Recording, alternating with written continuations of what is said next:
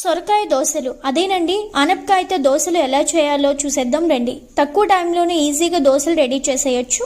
అలాగే ఆనపకాయ తొక్కలతో చట్నీ కూడా చేసేసుకోవచ్చు. ఆనపకాయని బాగా కడిగి తొక్కని పీల్ చేసి ముక్కలుగా కట్ చేసుకొని మిక్సీ జార్లో వేసి మెత్తగా పేస్ట్ చేసి పక్కన ఉంచండి. ఆనపకాయ పేస్ట్ వేసుకొని అదే గిన్నెలో 1.5 కప్పు బియ్యం పిండి వేసుకోవాలి. 1/2 కప్పు బొంబాయి రవ్వ, సన్నగా తరిగిన ఉల్లిపాయ ముక్కలు, పచ్చిమిర్చి, కొత్తిమీర, కొంచెం ఉప్పు వేసి 3.5 కప్పుల నీళ్లు వేసి కొంచెం జీలకర్ర వేసి వీడియోలో చూపిస్తున్నట్లుగా కలిపి పక్కన పెట్టేసుకోండి. కడాయిలో కొంచెం నూనె వేసి వెల్లుల్లి, ఆనపకాయ తొక్కలు కూడా వేసుకొని 2 నిమిషాలు వేపేయండి. తర్వాత టమాటా ముక్కలు, ఉప్పు, చింతపండు, కొత్తిమీర వేసి కలిపేసుకొని మూత పెట్టి మెత్తగా అయ్యేంత వరకు ఉంచి చల్లారాక మిక్సీ జార్లో వేసి ఇలా మెత్తగా మిక్స్ చేసి తాలింపు పెట్టి పక్కన పెట్టేసుకోండి. ప్యాన్లో లైట్గా ఆయిల్ అప్లై చేసి కలిపి పెట్టుకున్న మిశ్రమాన్ని రవ్వ దోశ వేసినట్లు ప్యాన్ అంతా వేసేయండి. లైట్గా ఆయిల్ వేసి మీడియం ఫ్లేమ్లో 5 నిమిషాల పాటు దోరగా వేకాక ఇంకో పక్క టర్న్ చేసి 1 నిమిషం పాటు ఉంచి చట్నీతో తినేయండి. చాలా బాగుంటుంది, నచ్చేస్తుంది. మీరు కూడా ట్రై చేయండి. Thank you for